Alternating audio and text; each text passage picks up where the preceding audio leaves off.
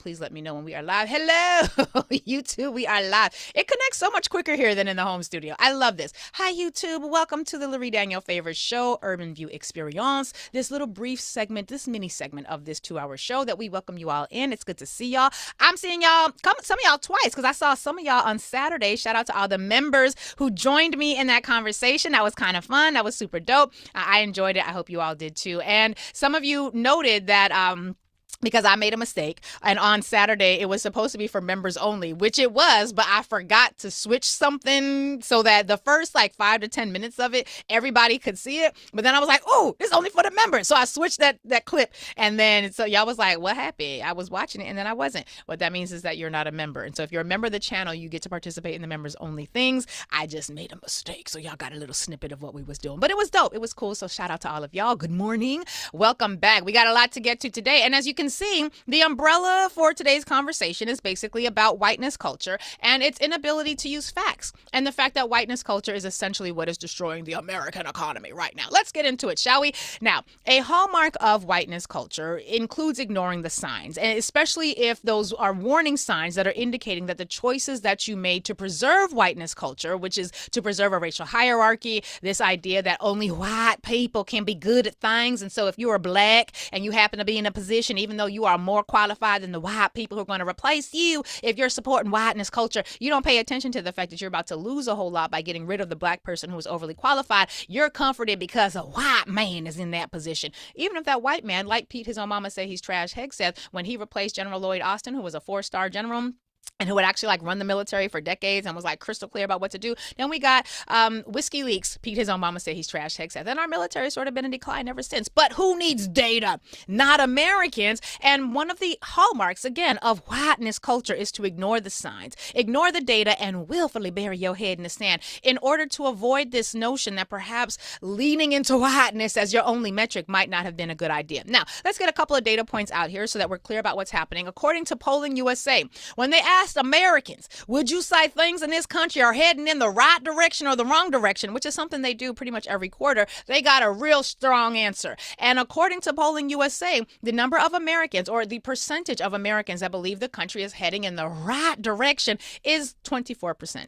Yes, 24%, not even a full solid quarter, but just under a quarter of Americans do believe that the country is heading in the right direction. And that it represents a 13 percentage point drop. The number of Americans who say that the American nation is headed in the wrong direction has jumped 13 points and is now at 75% of the country that believes that this country is heading in the wrong direction. But as I said, that is data. Those are metrics and numbers. And who needs data when you're white? Who needs data when you've got the best nation in the world as determined by metrics that only Americans who have never been to any other nation can use? Ignoring data is not just a bug of whiteness culture, it's a feature. And as noted by MSNBC contributor Justin Wolfers, here's how you do things to avoid data. You cut the funding for food stamps, example, which is what happened earlier this year. Remember in the big bitch ass bill when they cut all the funding for Medicaid and healthcare and social services and all the things, they also cut money for food stamps, right? And those of us who have been on food stamps or work with people who are on food stamps is like, oh, this is going to be bad. It's going to increase hunger. So the next thing you could do if you're supporting whiteness culture after you cut food stamps, which is going to disproportionately impact white people and poorest of all the races, but definitely white people. If you do that, then you're going to have a situation where more people are going to be hungry.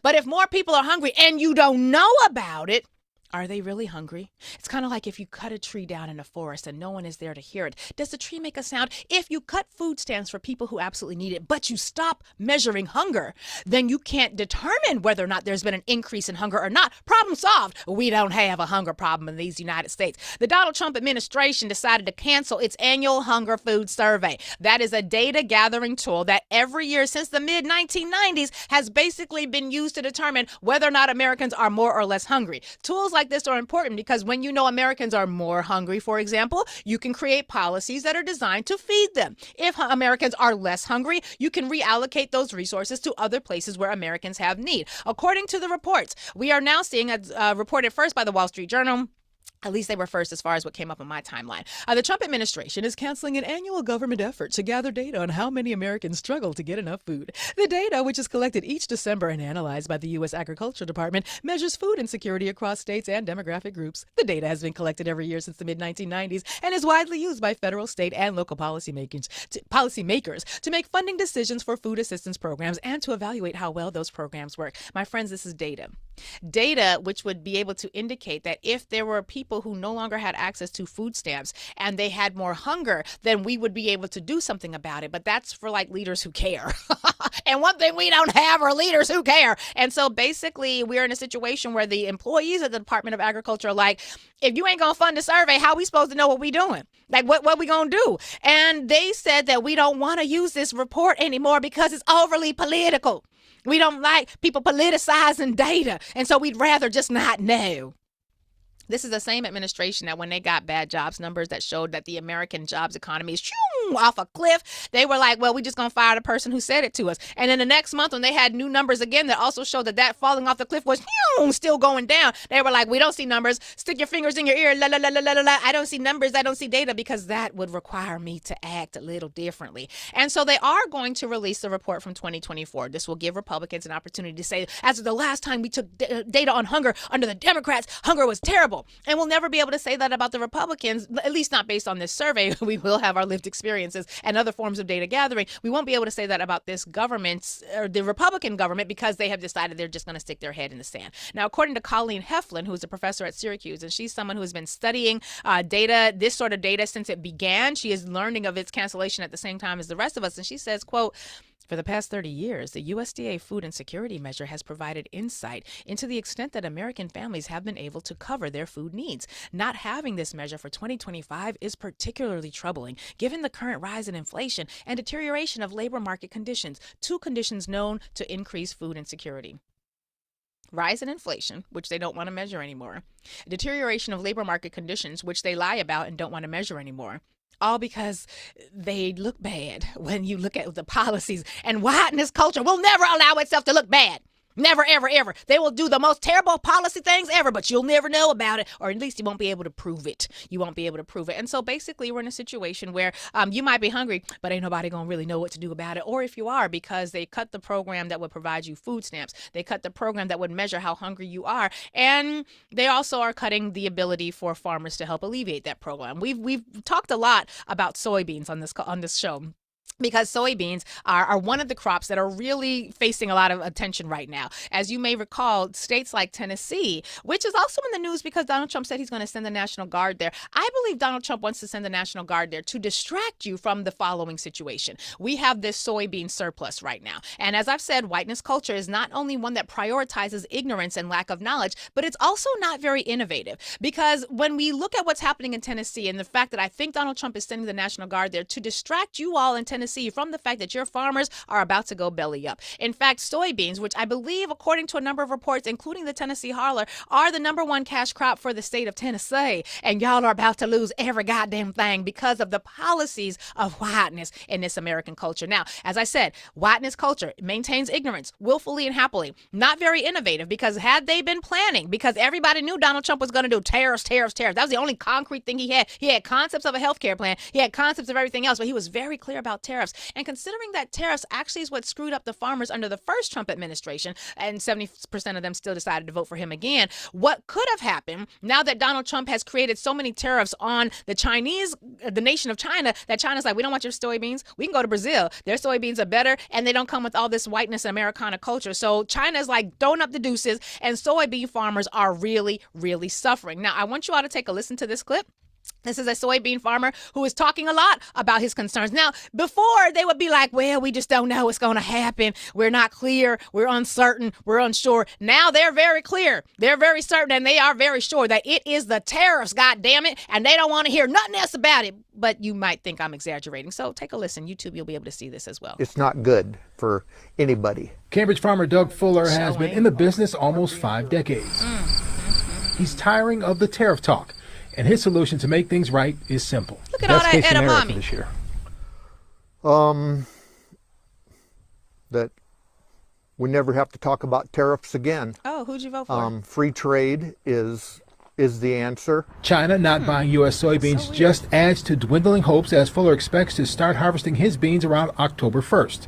With little hope, China will go on a spending spree. Doubtful. This has been dragging on, and there doesn't seem, they don't really want to talk with us, and why would they? It's just kind of a stalemate right now. It is a stalemate because y'all played yourselves. You played yourselves in ways that are kind of troublesome. And he said he don't want to hear nothing else about no tariff talk. He don't want to hear nothing else about it. Why? Because the tariffs are destroying his livelihood. Now, if whiteness culture were innovative as opposed to just stubbornly obstinate, then you would have thought that somebody, considering they knew Donald Trump was going to do this, they knew he had a lot of anti-China sentiment, somebody who was thinking forward might have thought, wait a minute, we're going to have a bumper crop of soybeans. Soybeans are doing really, really well. Our primary market for selling soybeans is closed to us because our policies suck as it pertains to them. But we know that we can do a lot of things with soybeans, like eat them. Because as many people on the social media apps were like, well, why don't y'all just eat them, Americans? You can't sell them, but the Chinese weren't going to tap dance on the soybeans. They were going to eat the soybeans. Y'all can make soy milk, since half y'all can't afford milk from the dairy farmers anymore. You could make soy-based meat substitute products. Now, I know some of y'all don't like that because soybean does have a lot of estrogen in it, which contributes to a whole bunch of other things. My point is this. We got bumper crops. We got bumper hunger. Well, we would have bumper hunger if we were measuring it. If you were forward thinking and if you were pro your people as opposed to being just pro-white, you would have thought ahead and said, we're going to take these extra soybeans, which we can't sell on the global market anymore because everybody thinks we're trash because we have trash-ass policies, and we're going to redistribute those products or those soybeans to American manufacturers, to American people. We're going to make soy milk. We're going to make soy meat. You ain't got to have food stamps because we got you enough soy-based products to help fill in your hunger. You see how, like, if you were serious about thinking through your decision-making, how much better it would be, but no. And there was another farm aid benefit, which I talk a little bit more about in the podcast episode, which is going to come out today at 2:00. There was another farm aid benefit. And they raised some more money because the farmers need money. And God bless them. I just want to point out that as a user by the name of Sassiest Minx pointed out on Twitter, as a farm aid benefit airs tonight, because it aired over the weekend on Saturday, I would be remiss if I did not point out that every single bad thing happening to farmers right now was laid out in Chapter 10 of Project 2025. Every single thing. Did you know that Project 2025 was first made publicly available online in 2023? It was. And so, again, if they had had foresight, they would have had a plan for this. But they don't have foresight. They just go with their guts. It just so happens that their guts are also full of white nationalism, which doesn't make its way, it doesn't allow the brain to think fully, and it doesn't allow them to engage in introspection, because whiteness culture is often more about anger and vengeance and not foresight. It's not our fault that we got to point out these things, but we got to point out these things because then there are this part of whiteness culture that also refuses to confront the hard truths. Now, we remember Vivacious Vivek Ramaswamy. Y'all remember him? I had a whole song dedicated to Vivacious Vivek Ramaswamy. I can't remember the melody of it, but like the hook was like Vivacious Vivek Ramaswamy. And it was all about how like Vivacious Vivek Ramaswamy, who used to be Elongated Muskrat's partner in Doge.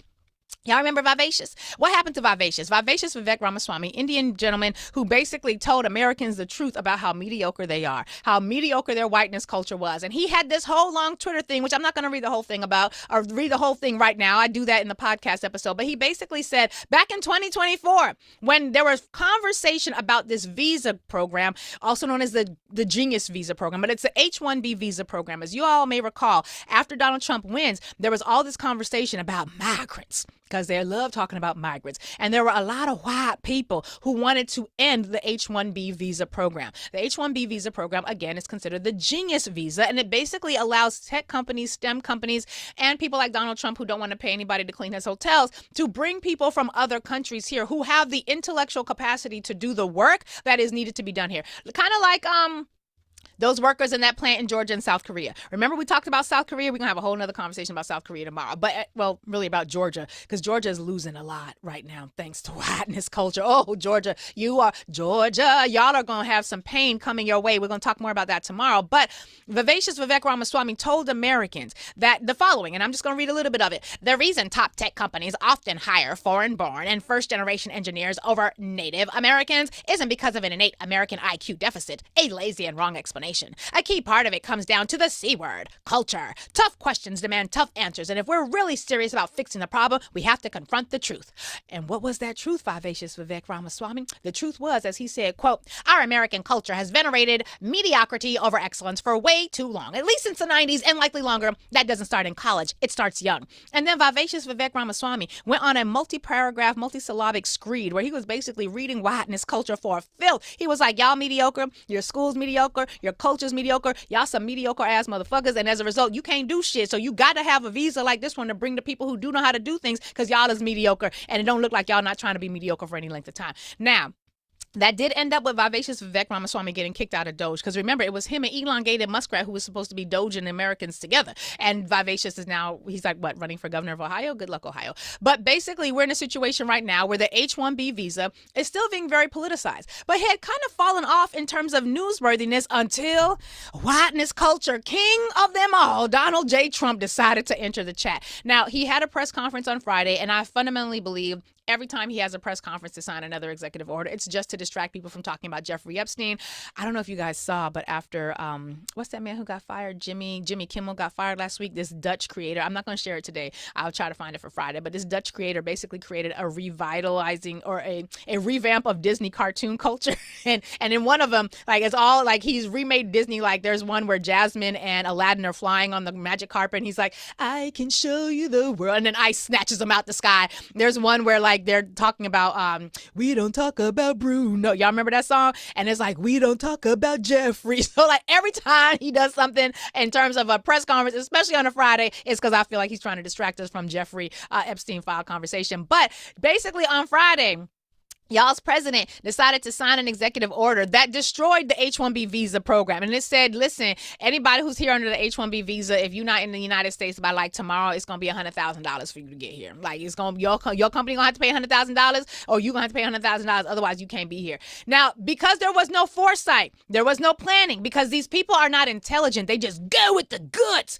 Basically, this created a cacophony of chaos. Okay, it was a cacophonous, chaotic moment. There are videos of people who was on planes where you had Indian Americans or people who were from India who working in America on planes finna leave and go on a some vacation outside of the United States. They're all getting emails at the same time from Microsoft, from JP Morgan, from all of these places where they work. And they were like, don't leave the country. If you're out of the country, get back immediately. So people was like getting up off of planes already on the tarmac. And you know how they be like, you cannot, your seatbelt has to be on while the plane is taxiing. People was like, damn it, they taking off seatbelts, taking suitcases out. They were like, get me up off this plane, because if you take me out of this country, I don't have $100,000 to come back. This man just disrupted my entire ability to make sure I can feed my family. What the fuck is you talking about? So it created all this hassle, this cacophony of chaotic caucasity. I should put that on a t-shirt. Basically, they then had to come out and then clarify what had happened. And then Caroline Leavitt was like, well, no, it's not for like the new ones. It's not for like the people who are already here. It's just for new applicants. And then another agency put out a message. It's like, no, it's not for new applicants. It's for the ones who are already here. They were so confused. It was like the ultimate in that Spider-Man meme where like Spider-Man is shooting at Spider-Man and can't nobody figure out what's supposed to happen. This is national policy with international implications. Have I reminded you today that South Korea has already given America 2 of the big birdies because they're like, y'all arrested all of our people who we brought in under a similar genius grant to help y'all dumb mediocre asses, because y'all ain't got the education for a nincompoop. You can't do nothing. You can't set up no plans. You can't set up no policies. You can't follow no policies. You don't think through nothing, because whiteness culture is what you're operating by. And basically that's what happened. And so I want you all to take a listen to this clip, because you're going to see that it was a problem, and it's continuing to be a problem that's reverberating. And we're going to talk about the way other nations, including China and Canada, have decided that they've had it. Take a listen. Bay Area tech companies and workers bracing themselves for the impact of new H-1B visa fees. These visas bring tech workers from India and other countries. President Trump signed this executive order on Friday, imposing a new $100,000 fee on new applications. The announcement has already created a lot of confusion and concern. ABC 7 News reporter Suzanne Vaughn has reaction from legal and tech experts. Chaos and confusion among air travelers. It is a very panic-driven situation. Some people have been rushing to fly back to the U.S. Microsoft and Amazon and other companies communicating with their workers outside the United States come back. That's because of an initial message from the White House regarding H-1B visas. Those visas bring high-skilled tech workers like scientists, engineers, and architects to the U.S.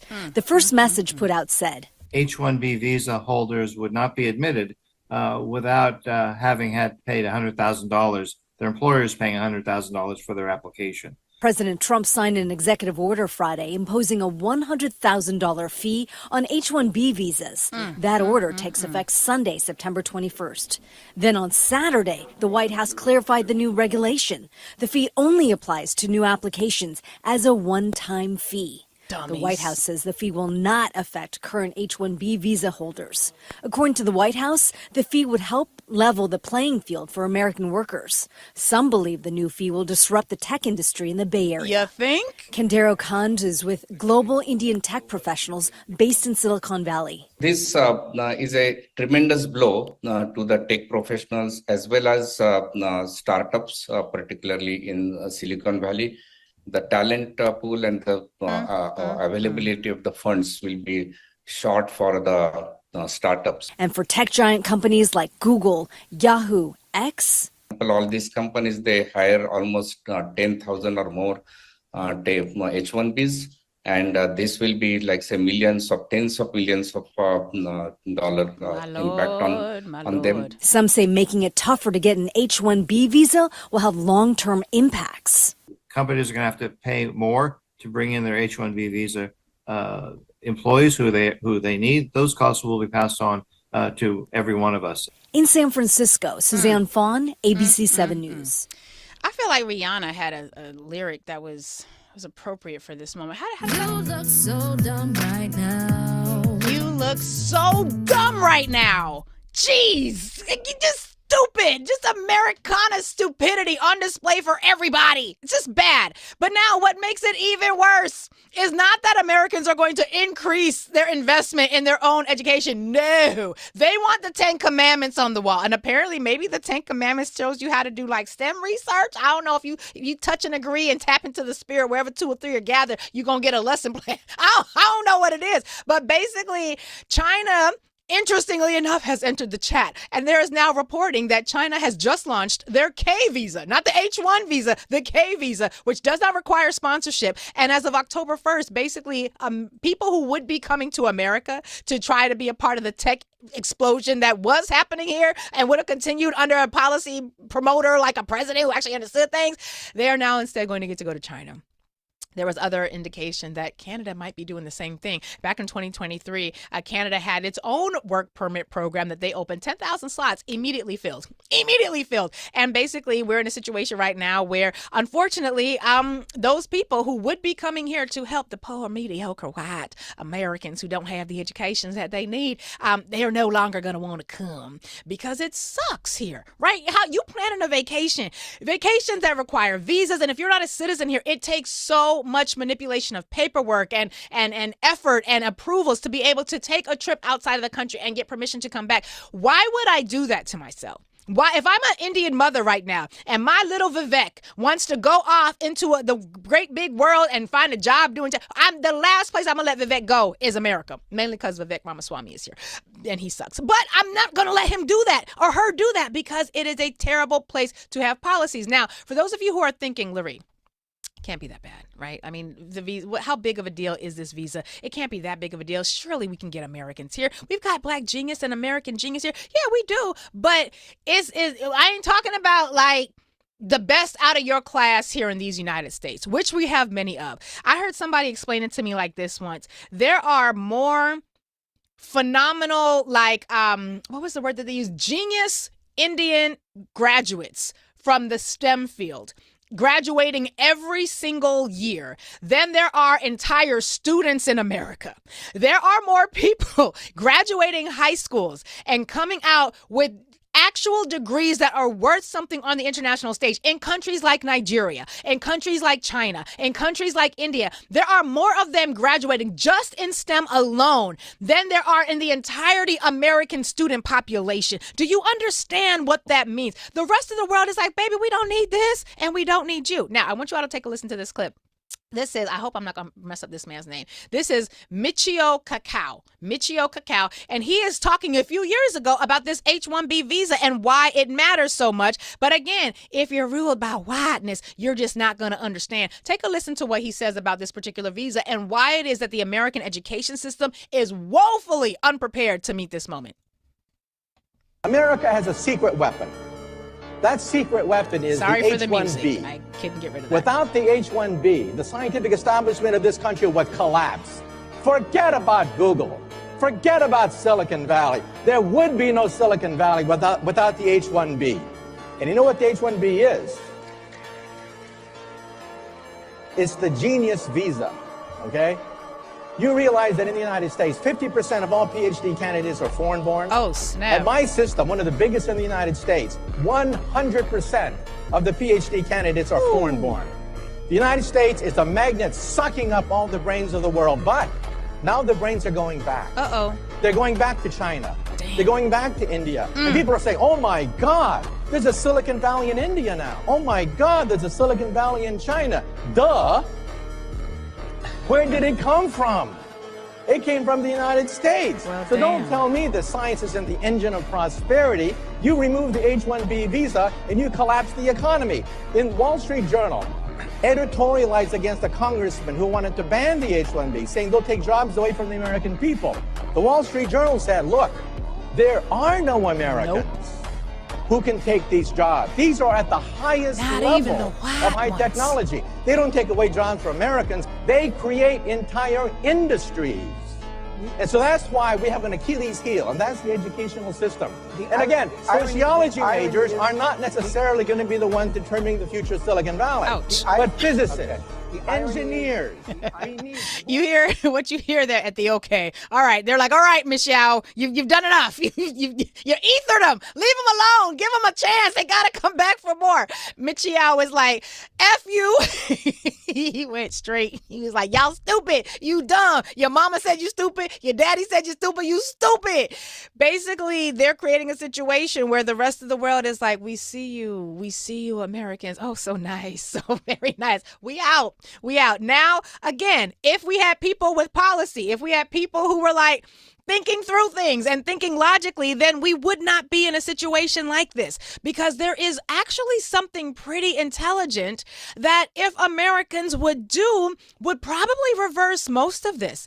And this is really important because I need people to recognize the importance of long-term thinking. Longitudinal thinking really, really matters. And so, like, going back to the soybean farmers for a minute, and all the farmers, quite frankly, who are really struggling right now, when you decided, the 70% of you who decided to vote for Donald Trump, it would have been helpful had you read Project 2025, which again has been out since 2023. It would have been helpful had you listened to people who were telling you about it. It would have been helpful had you read, because then you wouldn't be in the situation that you're in right now. But you know what also would have been helpful?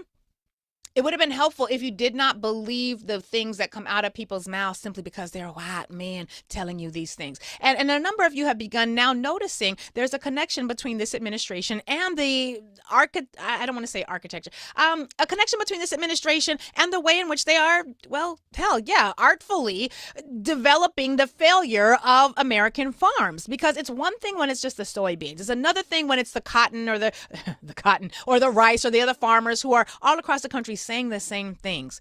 But you should also do a little more research onto the people that you're promoting and the people that you think are going to advance your interests, because had you done so, you would have known that J.D. Vance, when he was Senator J.D. Vance, and when he was an active investor in some of his investment portfolios, he invested in a company known as AcreTrader. AcreTrader is an app that allows foreign investors and others to basically come into America and buy up distressed farmland.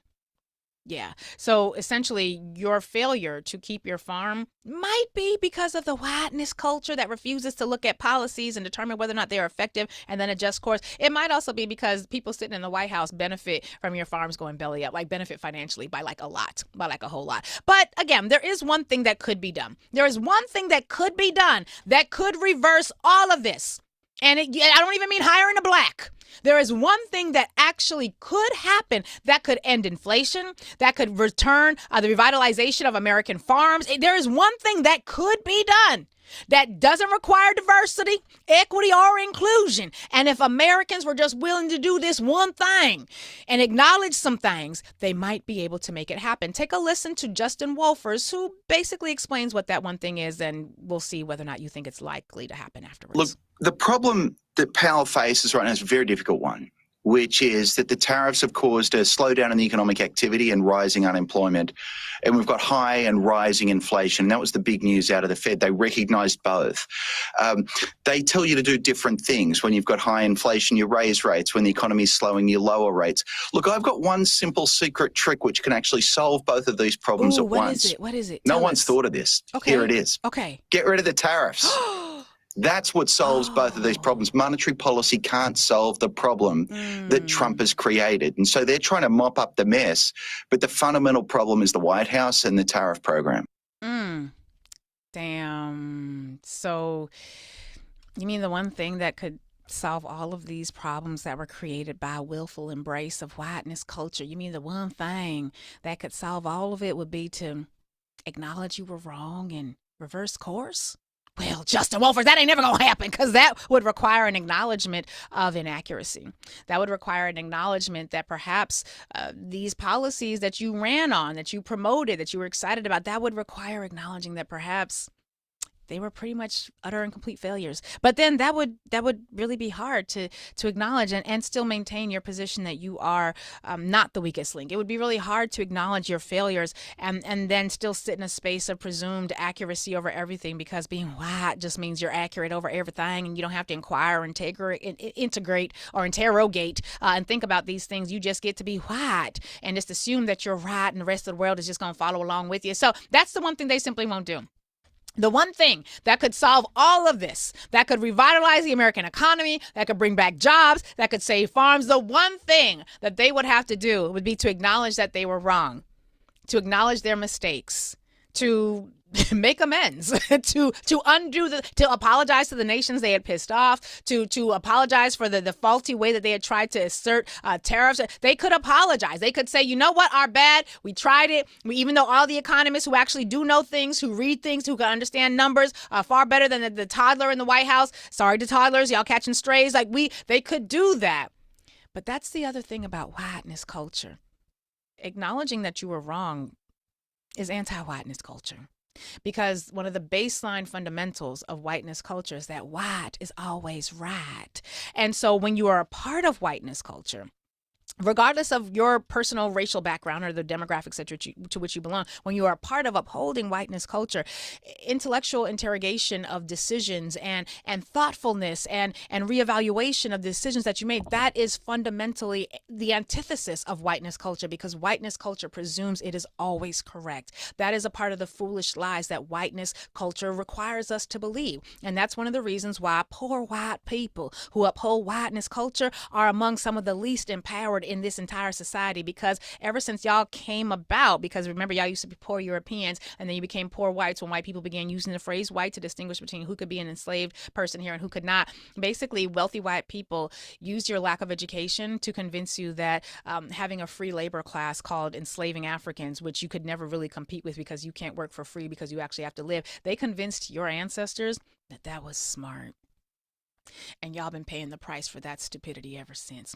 But we got to go to commercial break. And on the other side of it, we'll take your calls at 866-801-8255, 866-801-TALK. As Rihanna said, you look so dumb right now. And she sings it way better than I could, but she sang it with her full chest. And it was actually correct. And so because of this willful ignorance, this desire to bury one's head in the sand and not do much else, what you get is what you got. 5-4, motherfuckers.